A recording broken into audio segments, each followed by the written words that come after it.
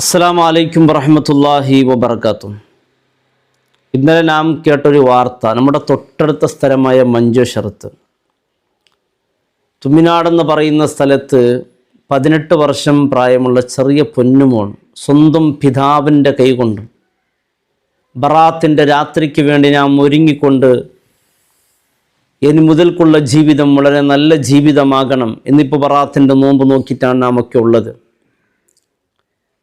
നമ്മുടെ പാവഭാരങ്ങളെല്ലാം അള്ളാഹുവിനോട് പറഞ്ഞ്, കാരണം ഒരുപാട് ദോഷികൾക്ക് പൊറുത്തു കൊടുക്കുന്ന അതിപ്രഗത്ഭമായ രാത്രിയാണ്. ആ രാത്രിക്ക് വേണ്ടി ദിവസങ്ങളോളം കാത്തുനിന്ന് അള്ളാഹു നമുക്ക് രക്ഷപ്പെടാൻ വേണ്ടി ഒരു രാത്രി നൽകി ആ രാത്രി ഉപയോഗിക്കാൻ വേണ്ടി കാത്തിരിക്കുമ്പോഴാണ് എൻ്റെ പ്രിയപ്പെട്ടവരെ, അക്ബറുൽ കബായിർ, പാവങ്ങൾ വെച്ചിട്ട് ഏറ്റവും വലിയ പാവമാണല്ലോ എൻ്റെ പ്രിയപ്പെട്ടവരെ ഖത്ലി എന്നുള്ളത്.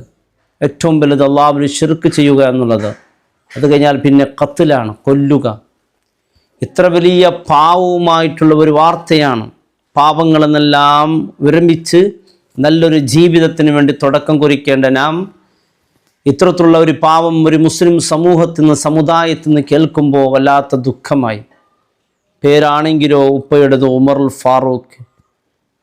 അള്ളാഹുവിൻ്റെ റസൂൽ സല്ലല്ലാഹു അലൈഹി വസല്ലം തങ്ങൾ ഏറ്റവും കൂടുതൽ സ്നേഹിച്ച പരിശുദ്ധ ഇസ്ലാമിൻ്റെ ഖലീഫയായ ഉമറുൽ ഫാറൂഖ്. ആ നാമം എൻ്റെ പ്രിയപ്പെട്ടവരെ, അത് കേൾക്കുമ്പോൾ തന്നെ രോമാഞ്ചനം കൊള്ളുകയാണ്.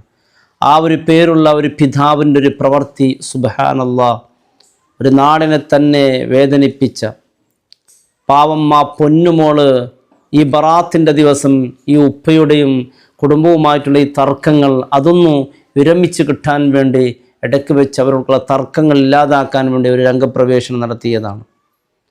നോക്കൂ, അല്ലാഹുവിൻ്റെ റസൂൽ സ്വല്ലല്ലാഹു അലൈഹി വസല്ലം തങ്ങൾ എത്രത്തോളം ഗൗരവത്തോടു കൂടി പറഞ്ഞെന്നറിയോ?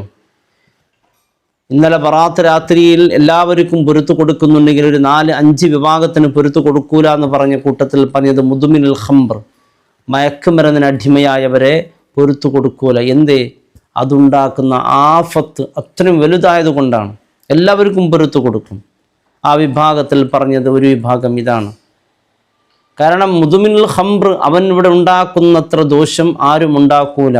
അവനിക്കിത് മകളാണോ, ഇത് ഭാര്യയാണോ, ഇത് അവനക്കൊന്നും അറിയില്ല. അവൻ ആ അത്രത്തുള്ള ലഹരിക്കടിമയായാൽ, ഇപ്പോൾ ഈ ഉപ്പ ഈ അടുത്ത് തന്നെയാണ് ജയിൽ മോചിതനായി വന്നിട്ട് ദിവസങ്ങളായിട്ടുള്ളൂ. ഗൾഫിൽ നിന്ന് വന്ന് കുറച്ച് ദിവസങ്ങളായിട്ടെന്ന വാർത്തകളൊക്കെ കേൾക്കുന്ന സാധിക്കുന്നത്. അപ്പോൾ എൻ്റെ പ്രിയപ്പെട്ടവരെ, ഇത്തരത്തിലുള്ള വിഷയങ്ങൾ കേൾക്കുമ്പോൾ വല്ലാത്ത സങ്കടമുണ്ട്. നമ്മുടെ തൊട്ട് അടുത്ത സ്ഥലമാണല്ലോ തുമ്മിനാടെന്ന് പറഞ്ഞാൽ, മഞ്ചേശ്വരം തൊട്ടടുത്ത സ്ഥലമാണ്. ഇവിടെ നിന്നാണ് ഈ ഒരു വാർത്ത വല്ലാത്ത വേദനിപ്പിക്കുന്ന. പ്രിയപ്പെട്ടവരെ, ഇതെന്തുകൊണ്ട് ഇങ്ങനെ സംഭവിക്കുന്നറിയോ? നമ്മുടെ പള്ളികളിൽ നമ്മുടെ ഏറ്റവും കൂടുതൽ ഈ ലഹരി അടിമപ്പെടുന്ന ഈ ഒരു വിഷയത്തെ ഗൗരവത്തിൽ കണക്കിലെടുക്കണം.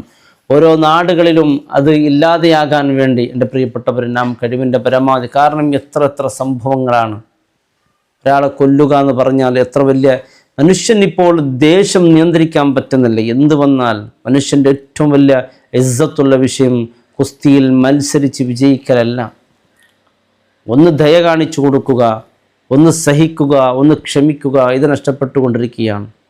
എല്ലാത്തിനും ദേഷ്യപ്പെടുക, പെട്ടെന്നുള്ള ഈ ദേഷ്യം അതുണ്ടാക്കുന്ന അപകടം നോക്കൂ. ഈ മകൾ ഇടയ്ക്ക് വെച്ച് ഇവരോടുള്ള ഈ മൽപിടുത്തം നിർത്താൻ വേണ്ടിയാണ് ശ്രമിച്ചത്. പക്ഷേ ആ മകൾ ഇല്ലാതെയായി എന്നേക്കും. ആ കുടുംബത്തെ, ആ നാടിനെ കണ്ണീരിലാക്കിക്കൊണ്ട് ആ മകൾ ഇവിടെ പറഞ്ഞു പോയത് പ്രിയപ്പെട്ടവർ ഒരിക്കലും താങ്ങാനും സഹിക്കാനും പറ്റാത്തൊരു വാർത്തയാണ്. അല്ലാഹു റബ്ബ് സുബ്ഹാനഹു തആല ആ പൊന്നുമോൾക്ക് അല്ലാഹു പൊരുത്തു കൊടുക്കട്ടെ. ആ പൊന്നുമോളുടെ ഖബർ അല്ലാഹു വിശാലമാക്കി കൊടുക്കട്ടെ.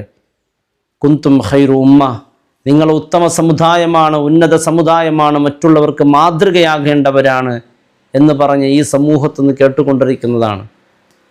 അവർക്കുള്ള കുടുംബപരമായ പ്രശ്നമാണ്.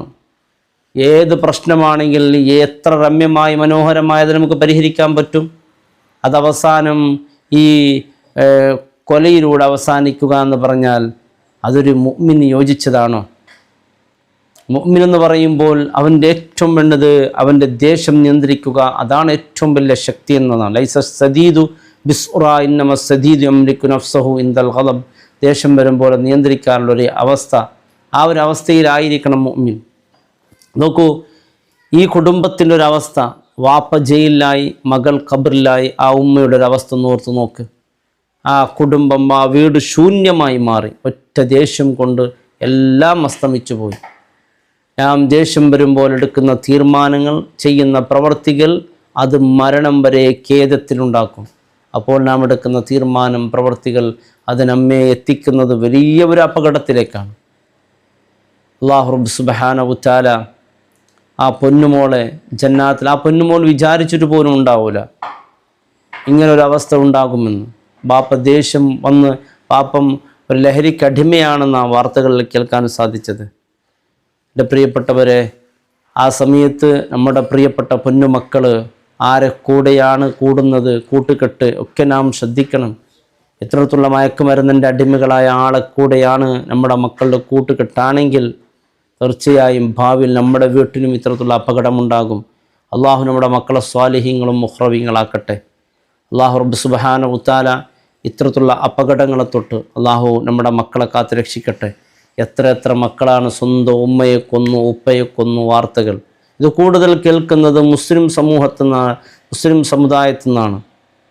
അള്ളാഹു റബ്ബ് സുബ്ഹാനഹു വ തആല ഈ സമുദായത്തെ വളരെ മനോഹരമായി, നിങ്ങൾ ഉന്നതരാണ്, ഉത്തമരാണ്, നിങ്ങൾ മറ്റുള്ളവർക്ക് മാതൃകയാണ്, കാരണം നല്ലത് കൊണ്ട് കൽപ്പിക്കുന്നവരാണ്, തിന്മയെ നിങ്ങൾ വിരോധിക്കുന്നവരാണ് എന്നൊക്കെ പറഞ്ഞ ഈ സമൂഹത്തിൽ നിന്ന് ഒരിക്കലും സഹിക്കാനും ഉൾക്കൊള്ളാനും പറ്റാത്ത വാർത്തകളാണ്. യാ അള്ളാഹുവേ, ആ പൊന്നുമോൾക്ക് നീ പൊരുത്തു കൊടുക്ക റബ്ബേ. എൻ്റെ പ്രിയപ്പെട്ടവരെ, ഈ കൊല എന്ന് പറഞ്ഞാൽ അള്ളാഹുവിൻ്റെ അടുക്കൽ വലിയ കുറ്റമുള്ള കാര്യമാണ്. അക്ബറുൽ കബായിർ, ദോഷങ്ങളിൽ ഏറ്റവും വലിയ ദോഷമാണ് ഖത്ല്, കൊല്ലുക എന്നുള്ളത്. ഒരാളെ കൊന്നാൽ ലോകത്തുള്ള മൊത്തം ആളുകളെ കൊന്ന ശിക്ഷയാണ് അള്ളാഹു നൽകുന്നത്. വലാ തഖ്തുലു നഫ്സല്ലത്തി ഹറമല്ലാഹു ഇല്ലാ ബിൽ ഹഖ്, ഹക്കല്ലാതെ ഒരാളെയും അത്തരത്തിലുള്ള പ്രവൃത്തി ചെയ്തു പോകരുത് എന്നാണ്. നമുക്ക് അന്ത്യനാൾ സംഭവിക്കുമ്പോൾ ജനങ്ങൾ ചിന്തിക്കും, ബി അയ്യി ദംബിൻ ഖുതിലത്, അല്ലേ? മനുഷ്യനിക്ക് അറിയില്ല എന്നെ എന്തിനാണ് കൊന്നത്, കൊന്നവനും അറിയില്ല ഞാൻ എന്തിനാണ് അയാളെ കൊന്നത്, ഒന്നും അറിയില്ല. അപ്പോൾ മകൾക്കറിയോ മകളോട് എന്തെങ്കിലും ദേഷ്യമുണ്ടോ? ഒന്നുമില്ലല്ലോ. വാപ്പ വിചാരിക്കും ഞാൻ എന്തിനു കൊന്നു, മകൾ വിചാരിക്കും എന്തിനാണ് എൻ്റെ വാപ്പ കൊന്നത്. ഉമർ റളിയല്ലാഹു അൻഹു ആ അവസാനം ഷഹീദാകുന്ന സമയത്ത് ആരാണ് ഈ ഘാതകൻ എന്ന് ചോദിച്ചപ്പോൾ അതൊരു മുസ്ലിമല്ല എന്ന് പറയുമ്പോൾ സന്തോഷിച്ചു പോയി. വല്ലാത്ത ദുഃഖം. കാരണം എന്നൊരു മുസ്ലിമാണെന്ന് പറയുമ്പോൾ അത് സഹിക്കാൻ പറ്റൂല. കാരണം ഒരു മാതൃകയാകേണ്ടവൻ അവൻ്റെ ഭാഗത്ത് ഇത്തരത്തിലുള്ള ദുഷ്ചെയ്തിയാണെങ്കിൽ അതൊന്നും ഉൾക്കൊള്ളാനൊന്നും പറ്റാത്തൊരു കാര്യമായതുകൊണ്ട് ഇത് മുസ്ലിം എന്ന് മാത്രമല്ല സ്വന്തം പിതാവാണ് എന്ന് ആ മകൾക്കറിയുമ്പോൾ ആ മകളുടെ മനസ്സിൻ്റെ ദുഃഖവും ആ ദുഃഖത്തിൻ്റെ ആഴവും എത്ര വലുതായിരിക്കും. അള്ളാഹു നീ പൊരുത്തു കൊടുക്കണേ റഹ്മാനെ, ഖബർ വിശാലമാക്കണേ റഹ്മാനെ. അസ്സലാമു അലൈക്കും വറഹ്മത്തുള്ളാഹി വബറകാതുഹു.